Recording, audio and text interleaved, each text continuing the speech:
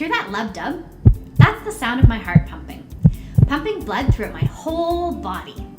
I'm sure you've heard of all sorts of pumps. There's water pumps, there's hand pumps, there's electrical pumps. Well, these are all great and really useful, but let me tell you, I have the best pump in the world. The absolute best. And you do too. It's the heart. Let's take a closer look. So the heart is a muscular pump that never stops pumping. It actually beats 60 to 100 times per minute. Now, that's a lot. Try doing like 100 jumping jacks in a minute and see how tired you get. But the heart, it just keeps going. It can't stop. So the organ has 4 chambers. We have 2 atria at the top, and then we have 2 ventricles at the bottom. Red blood cells are constantly traveling through the heart through tubes called blood vessels. And they have a very important job to do, delivering nutrients and oxygen, plus cleaning up all the garbage throughout the body. Eventually, when they've given out all that they can give, they travel back to the heart to pick up more supplies. Blood cells travel through either the superior vena cava or through the inferior vena cava. Here, the blood cells' first stop is the right atrium. They wait patiently until the ventricle is ready to take them. They try to sneak in, but the door is closed. When they're ready to go, they have to pass through the one-way door that we call a valve. This valve makes sure that lazy blood cells can't go backwards and slack off from their duties. There are a lot of valves in the heart. The ventricle then gives a squeeze and pushes them out to the lungs. The lungs have lots of fresh air and are happy to give it to the blood cells. Before you can even blink your eye, the blood cells will be recharged with a full load of oxygen, ready to give it out to the rest of the body. Now, they have backpacks on so they can carry the nutrients and oxygen that they picked up in the lungs. So they return to the heart, except this time they go in through the left atrium, and then through the door valve to the left ventricle.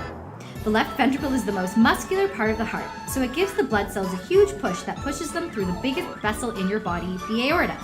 This huge tube is connected to every other vessel in your body so the blood cells can provide oxygen and nutrients to as many cells as possible. Whoa, wait, what's this? It looks like there's a blockage. What are the blood cells going to do? Well, let's see if they can run fast enough to make it to the other side. Nope. Oh no, the blood cells are stuck. It looks like they've just made the problem worse. The hole's even smaller now. Uh-oh. What's that rumbling? Oh my gosh, I think the body's in pain. The body really needs the oxygen and the nutrients, but the blood vessel is clogged and it can't get any. What are we going to do? Oh my gosh.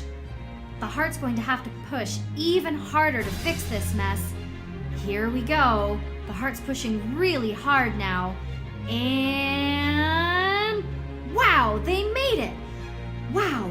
So the blood cells are out and now they can give out oxygen again. Everything looks good. Let's go. Wait, this place looks different. It seems more cramped in here. Wow, the heart doesn't look so healthy now, does it? Poor blood cells.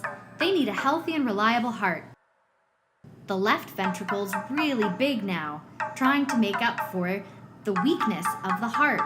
It's not pumping as much blood as it used to, and it just looks like it's working too hard.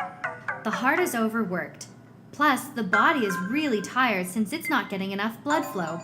Something needs to be done to help out the heart. There might not be anything that the red blood cells can do, but you can.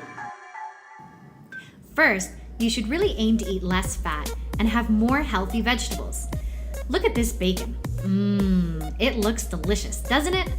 Well, once it starts to cool down, you can see it's not so appetizing. Now we can see how hard the grease has gotten. See, when you eat too much stuff like this, your body can generally clean it up, but over time, eating more and more and more, well, this just clogs the tubes and blocks the very important path that your blood uses to get around.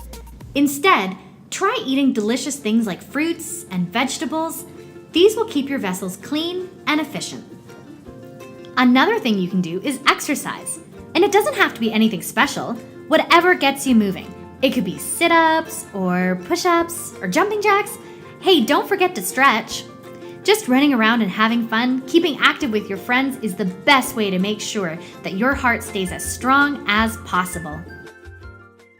Now, if you felt like this was a lot of information, that's okay, because we've got a song to help you guys remember.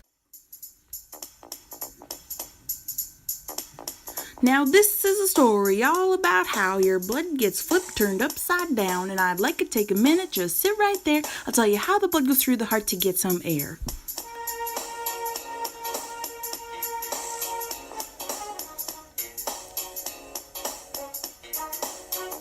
In between the lungs is where the heart lies, beating all the time to keep you alive. Going and flowing and keeping you warm, it moves the blood through all the life forms. When the blood goes to the organs, it brings some O2, making sure the body won't turn blue. And when it leaves, it picks up carbon dioxide, but we need to toss that to keep you alive. When the blood comes from the body, it needs to drain through the vena cava, which are really big veins, and then into the atrium on the right side with CO2 along for the ride. Moving on to the right ventricle next, blood rushes in after the atria flex. The tricuspid valve makes sure it stays in, and then to the lungs for some oxygen. And then back to the heart. Now we're on the left side, to the left atrium, two's along for the ride. Through the bicuspid valve, we're almost done. To the left ventricle and off like a gun, through the aorta into circulation. Now this is all for the normal heart. Your blood will flow like a work of art when you eat healthy food and exercise. But if you don't, you're gonna realize junky food, soda pop, chocolate and chips, too much of this will go straight to the hips. But not only that, they will clog up your vessels, and then your heart will have way too much strain. Cardiovascular disease is its name, and clogging up vessels is its game. It leads to pain and difficulty breathing. It's hard to have some fun when you're always wheezing.